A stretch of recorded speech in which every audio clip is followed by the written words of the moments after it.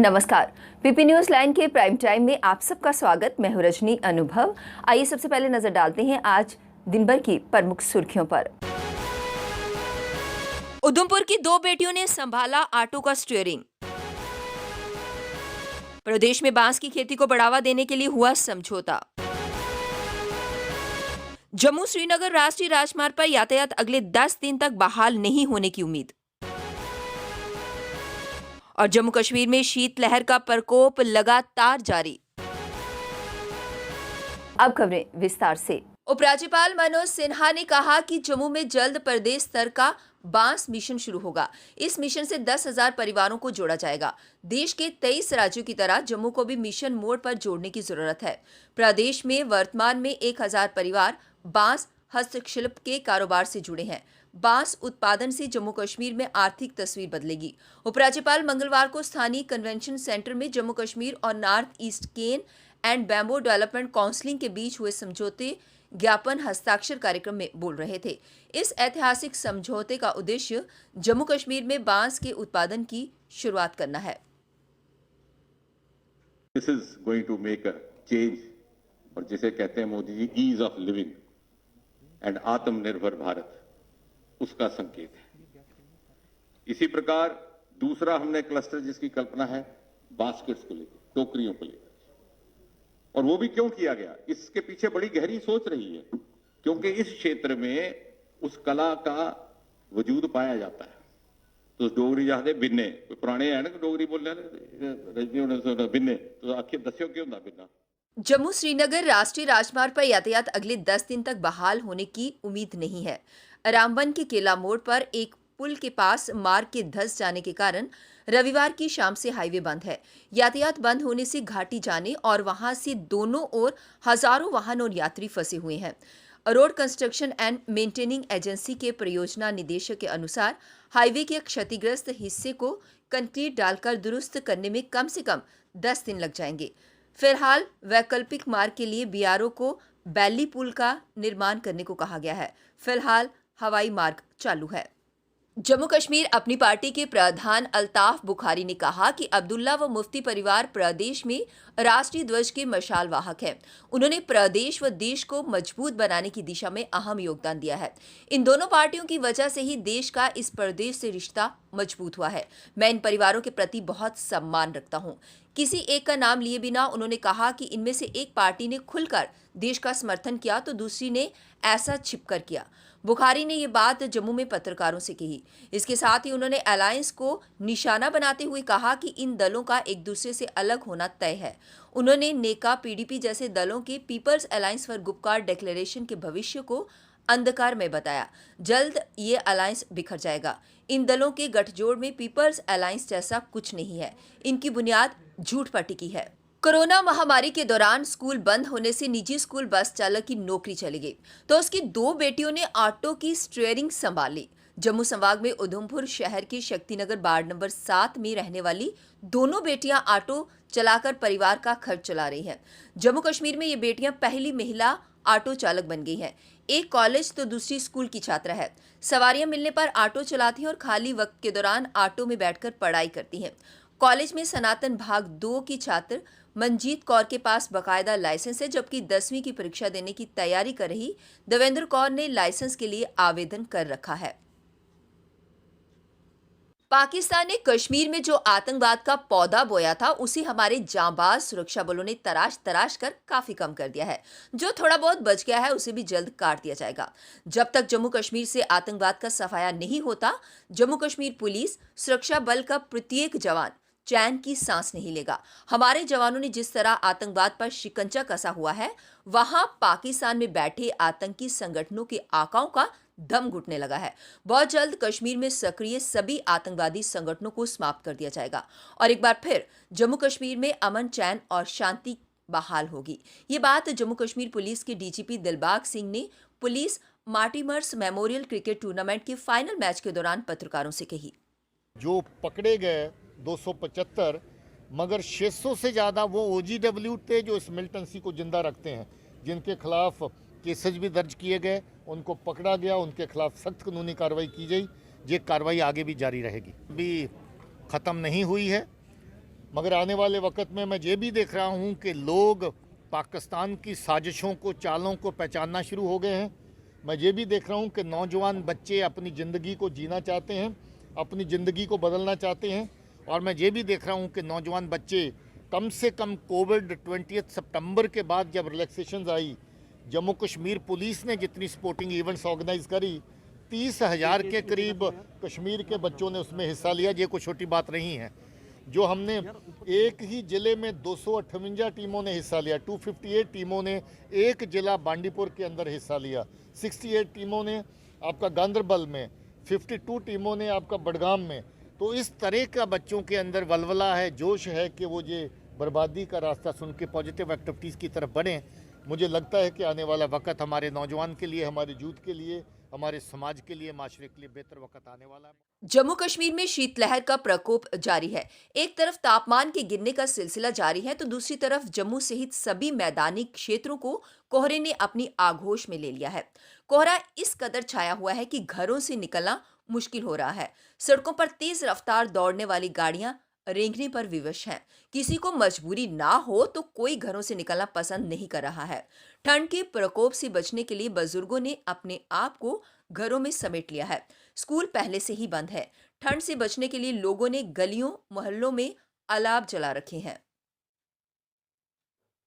Party cadre और पदाधिकारियों के बीच अनुशासन और एकता ही वे कारण है जिनकी वजह से जम्मू कश्मीर के लोगों ने नेशनल कॉन्फ्रेंस पर विश्वास किया है। कभी कभी हमें सफल होने के लिए सबसे गहरी, अंधेरी, डरावनी, सबसे दर्दनाक यात्रा की आवश्यकता होती है।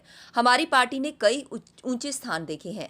हम सभी कठिनाइयों से निपटने में सक्षम है। ये बात नेशनल कॉन्फ्रेंस के प्रदेश प्रधान और श्रीनगर से सांसद सदस्य डॉक्टर फारूक अब्दुल्ला ने श्रीनगर पार्टी मुख्यालय में पार्टी पदाधिकारियों से कही। उन्होंने डीडीसी चुनावों में विजयी होने वाले उम्मीदवारों को लोगों की अपेक्षाओं पर खरा उतरने को कहा। लोगों के संपर्क में रहने और उनके दिन प्रतिदिन के मुद्दों को हल करना होगा। मंगलवार दोपहर को मीरा साहब ट्राली मोड़ के पास एक फर्नीचर की दुकान में तेज गति होने पर ट्रैक्टर दुकान में जा घुसा।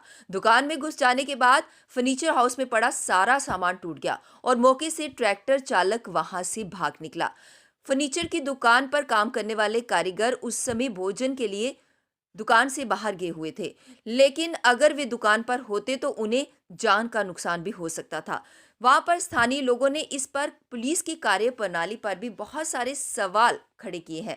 उन्होंने कहा कि रेता, बजरी आदि ले जाने पर ये लोग अपने ट्रैक्टर पर गति का नियंत्रण नहीं रखते, पर पुलिस द्वारा भी इन पर कोई कार्यवाही नहीं की जाती। इसमें साफ जाहिर होता है कि पुलिस की मिलीभगत इन लोगों के साथ है, क्योंकि ये लोग बजरी आदि चोरी छिपे ले जाते हैं और फिर इन्हें अपने वाहन पर पूरी तरह से नियंत्रण नहीं होता। तेज गति होने से अक्सर ये दुर्घटनाएं होती हैं।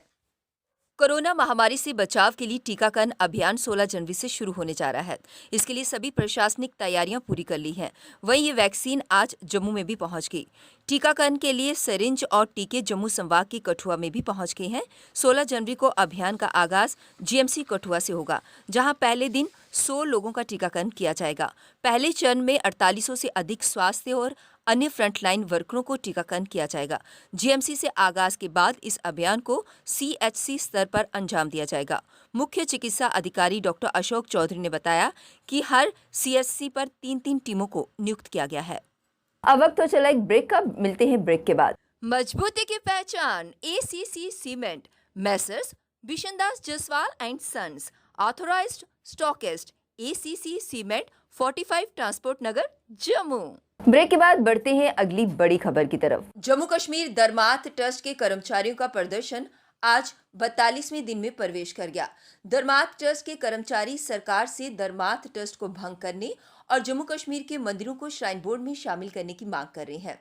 धर्मार्थ ट्रस्ट के कर्मचारियों के मुताबिक धर्मार्थ ट्रस्ट के ट्रस्टी मंदिरों का रखरखाव करने में असमर्थ हैं, जिससे यहां ऐतिहासिक मंदिरों की दशा दिन ब दिन खराब होती जा रही है। साथ ही ट्रस्ट में काम करने वाले कर्मचारियों को पिछले कई महीनों से वेतन भी नहीं दिया जा रहा, जिससे कर्मचारी वेतन न मिलने से अपने परिवारों का गुजारा नहीं कर पा रहे हैं। धर्मार्थ ट्रस्ट के कर्मचारियों ने सरकार से मांग करते हुए कहा कि धर्मार्थ ट्रस्ट को भंग कर ट्रस्ट का विलय श्री माता वैष्णो देवी श्राइन बोर्ड में किया जाए। बनेगा बनेगा। तो हमारा भी मन जो है यही सोच रहे हैं कि चलो हमें एक आज़ादी मिल जाए, लोगों से, दुष्टों से, काफरों से, जो दुष्ट लोग हैं इनसे छुटकारा मिल जाए। यही हमारी एक मांग है, यही सोच है और उसी के ऊपर हम डटे हुए हैं और तब तक हम डटे रहेंगे जब तक इसका कोई बोर्ड, श्राइनी बोर्ड नहीं बनता। धर्मार्थ के अधीन तो ये लोग काम नहीं करेंगे। ये उनको भी हमारा मैसेज है और आपके चैनल के माध्यम से भी उनको ये समझाना चाहिए ये लोग हमारे अधीन नहीं हैं, ये हमारे से छुटकारा चाहते हैं। जय भारत, जय हिंद। लोहड़ी का पर्व बहुत ही खुशी के साथ हर जगह मनाया गया। बाजारों में रौनक देखी गई, लोग खरीदारी करते नजर आए। वहीं भाजपा ऑफिस में भी इस त्योहार को बहुत ही हर्षोल्लास के साथ मनाया गया और कांग्रेस कार्यालय में भी इस त्योहार को बहुत ही अच्छे ढंग से मनाया गया। वहीं पूर्व मंत्री श्यामलाल चौधरी ने अनाथ आश्रम में बच्चों के साथ इस पर्व को मनाया। क्या नाम है बेटा आपका? मेरा नाम युवराज। युवराज जी, आज जो बच्चों के साथ लोहड़ी मांगने का क्या कहना चाहेंगे? हम गाना गाएंगे और पूरी हमारी गैंग है, हम लोहड़ी मांगने जाएंगे। कैसे लोहड़ी मांगते हो? गाना गा के। कौन सा गाना गाते हो? गा के सुनाओ। सुंदर मुंदरिए तेरा कौन बुझारा बुल्ला वाला